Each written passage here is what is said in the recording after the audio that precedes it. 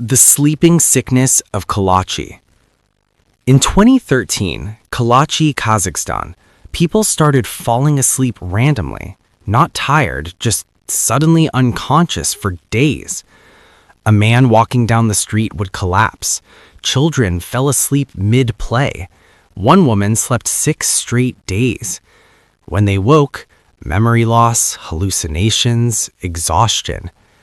Over 140 cases in a village of 600.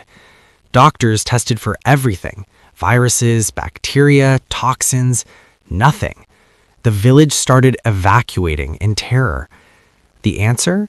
An abandoned Soviet uranium mine beneath the town.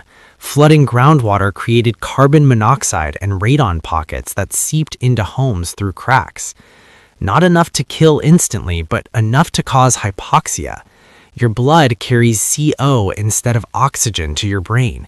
The brain forces unconsciousness to survive. You're not sleeping, you're suffocating. The village was evacuated in 2015. Now it's a ghost town, sitting on poisoned earth, waiting to put anyone who enters into permanent sleep. What haunts me? How close they came to missing it. If they'd blamed psychology and given up, people would still be there, still suffocating, some never waking up. The man who couldn't stop hiccuping. Charles Osborne started hiccuping in 1922 while butchering a hog. He hiccuped for 68 years. That's 430 million hiccups. 40 times per minute while awake, 20 while sleeping. Through 2 marriages, 8 children, most of the 20th century. Doctors tried everything: medications, hypnosis, surgery, shock therapy. Nothing worked. In 1990, at 97, they just stopped. One day there, next day gone. He died a year later. The cause? Damaged vagus or phrenic nerve from that butchering incident. These nerves control your diaphragm. When damaged, they send continuous spasm signals your brain can't override. Why did they stop before death? His body was shutting down. The same nerves firing for 68 years were finally deteriorating. Imagine living that way. Every conversation, meal, moment of your life interrupted 40 times per minute for 68 years. Charles said the hardest part wasn't the physical discomfort. It was that people stopped seeing him as human. He became the hiccup guy. His identity was a medical oddity. Sometimes the worst part isn't the symptoms, it's losing yourself to them. Foreign accent syndrome. In 2008, an English woman fell, hit her head, woke up speaking with a Chinese accent. She'd never been to China, didn't speak Chinese, born and raised in England. Another case, Norwegian woman got shrapnel in World War II, recovered speaking German in Nazi-occupied Norway. People thought she was a spy, ostracized her entire life. More cases, American woman woke from surgery with British accent. British man struggled with stroke, started speaking French. Doctors thought they were faking. The accents weren't perfect, just approximations. Had to be psychological, right? Wrong. It's neurological damage to speech centers in the brain. Your brain has precise maps controlling your tongue, lips, jaw, and vocal cords for speech. Brain damage alters these patterns. You produce speech sounds slightly wrong, different pitch, timing, and rhythm. You're not speaking a foreign accent. Your brain is approximating sounds it can't produce anymore correctly. To listeners, this pattern sounds foreign. No surgery or medication fixes it. The accent is permanent. One of the cruelest tricks, your brain steals your voice and gives back someone else's. Your family says you sound wrong. The most fundamental part of your identity becomes alien. You sound like a stranger when you speak, and there's nothing you can do about it. The girl who cried blood. In 2009, a Tennessee teenager started bleeding from her eyes, then nose, ears, scalp, even through hand and feet pores. Blood tears multiple times daily. Unpredictably, no wounds, just blood seeping through intact skin. Tests for everything: bleeding disorders, infections, tumors, autoimmune diseases, all negative. Doctors witnessed it happening, blood literally seeping through skin while they watched. The diagnosis: hematidrosis, extremely rare, fewer than 100 documented cases. The mechanism: extreme stress makes blood vessels around sweat glands constrict, then rapidly dilate. This ruptures tiny capillaries. Blood seeps into sweat glands. When you sweat, blood comes out. It's mentioned historically. Some accounts claim Jesus experienced this before crucifixion. Soldiers before battle reported it. For this girl, anxiety triggered it. The more anxious about bleeding, the more she bled. Horrifying feedback loop. Prescribed anti-anxiety medication and beta blockers. It helped, but didn't cure. Imagine being a teenager dealing with school, friends, normal stress, and your body responds by bleeding from your face. Can't hide it, can't predict it, everyone stares.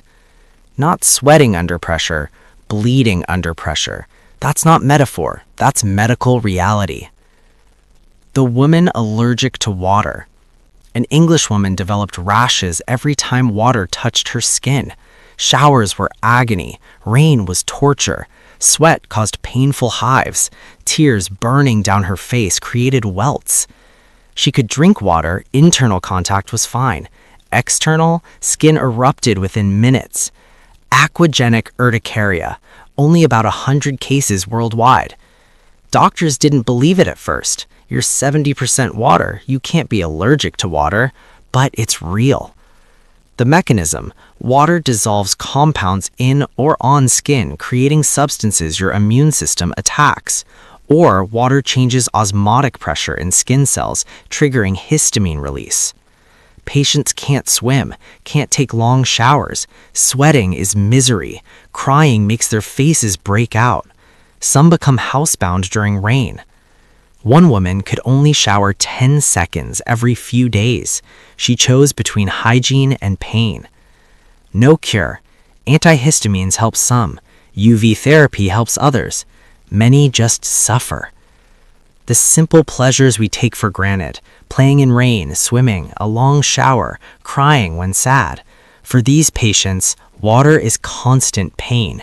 Something as basic and necessary as water becomes your enemy. And there's no escape because water is everywhere. You're made of it. The man with upside-down vision. In 1897, psychologist George Stratton built glasses that flipped his vision upside down, wore them 8 days straight. Day 1, chaos. Couldn't walk without stumbling, couldn't reach for objects accurately. Day 5, his brain adapted. The world looked right side up again, even though images were still inverted. He could walk, reach, even ride a bicycle. Took the glasses off after 8 days, the real world looked upside down. Took days to flip back. This is perceptual adaptation, and here's the profound part. Your eyes actually project an upside-down image onto your retina. Always have. Your brain flips it right side up. You've never seen the real image, only your brain's interpretation. Stratton proved your brain can completely invert your perception of reality in days, and you won't even notice. But here's what keeps me awake. If your brain can flip your entire vision and you won't notice, what else is it changing without you knowing? Colors? You can't prove you see blue like I see blue. Time? Your brain constructs it, might be different from mine. Reality itself? You don't see reality. You see what your brain decides to show you, and your brain can change that any time at once. The scariest experiment isn't one revealing something wrong. It's one revealing everything you think is real might just be your brain's best guess. The Jumping Frenchman of Maine. Late 1800s. French-Canadian lumberjacks in Maine had extreme startle reactions. Not just jumping, they'd scream, throw whatever they held, punch people nearby, parrot back words. If someone yelled, "Strike your wife," they'd do it involuntarily, then be horrified. Automatic obedience they couldn't control during startled state. Jump in icy water, done. Hit themselves? Done before they could think. Coworkers found it hilarious, deliberately startling them. These men lived in constant fear. Modern neuroscience, extreme startle response, hyperekplexia, possibly genetic, amplified by cultural conditioning. Your startle reflex is controlled by the brainstem, most primitive brain part. In these men, genetically hypersensitive or conditioned extreme.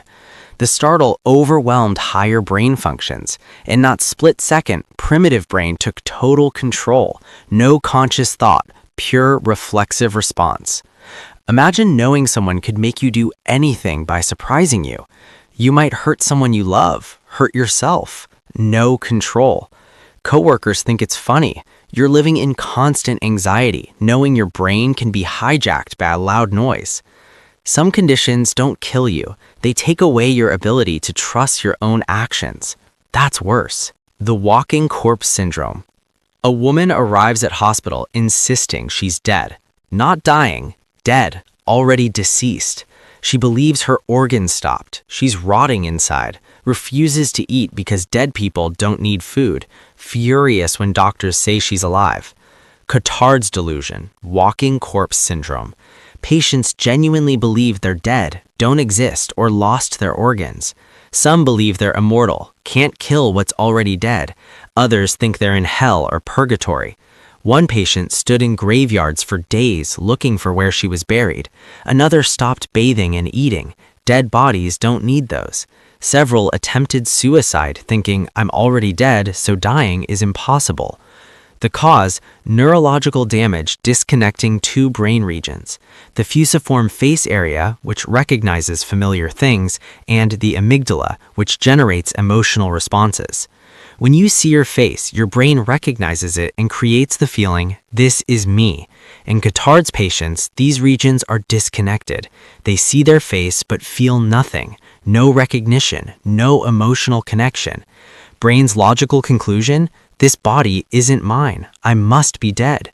Treatment, antidepressants, antipsychotics, sometimes electroconvulsive therapy. Some recover, others live convinced they're corpses. Your sense of being alive, of existing, it's not inherent. It's constructed by specific brain regions talking to each other. Disconnect them, you lose grip on your existence. You don't just think you're dead, you know you're dead with the same certainty you know you're alive right now.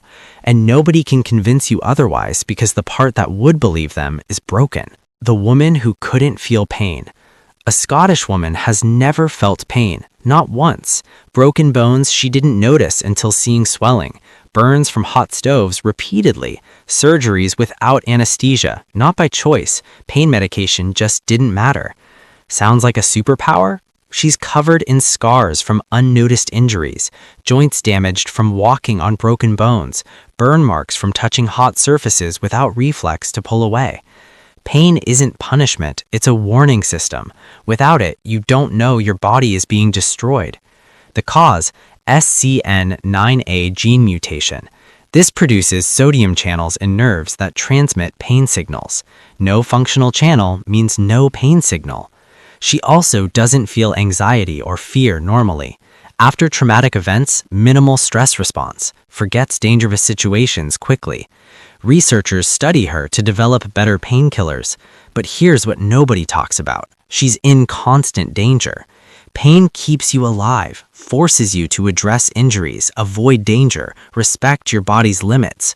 Without pain, you slowly destroy yourself and don't notice. She has to intellectually check for injuries because her body won't tell her, has to consciously avoid danger because her brain won't warn her. Living without pain isn't freedom. It's living in a body that can't protect itself from you. The truth about our bodies. 9 cases where the human body did things that seemed impossible. And honestly, I'm left with one overwhelming feeling. We're so much more fragile than we want to believe. 1 damaged nerve, 68 years of hiccups. 1 gene mutation, no pain, constant danger. 1 brain connection severed, you're convinced you're dead. 1 head injury, you lose your own voice. We think we control ourselves. These cases prove we don't. We're passengers in complex biological machines that usually work but can break in devastating, specific ways.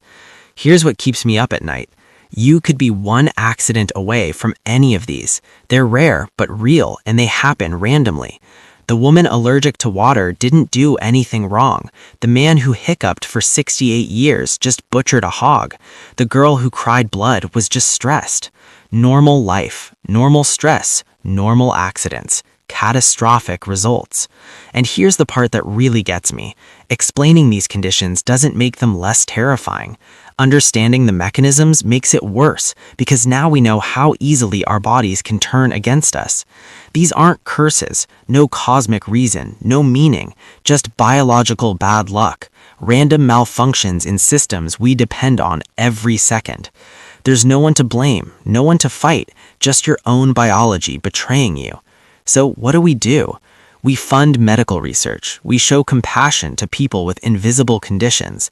We remember everyone's fighting battles with their biology we can't see. And maybe, just maybe, we appreciate the days when our bodies work, when our brains show us reality accurately, when our nerves send right signals, when water doesn't burn us, when we can control our own actions. Because these cases prove normal is actually a miracle. Billions of systems in harmony, any one of which could break and change everything. The human body is simultaneously the most amazing and most terrifying thing. It can adapt to upside-down vision in 5 days. It can also make you bleed from stress or convince you you're dead. We're walking contradictions, incredibly resilient and impossibly fragile at the same time. I don't have comforting words. I can't tell you these things won't happen to you. They probably won't, statistically, but they could. What I can tell you is this. If you or someone you know deals with a bizarre medical condition doctors can't explain, you're not alone. Science is catching up. What seems impossible today might be explained tomorrow. And sharing these stories matters, because somewhere, someone is bleeding from stress, or sleeping for days, or losing their voice, feeling alone and scared. And knowing science has explained this, that they're not the only one, can mean everything.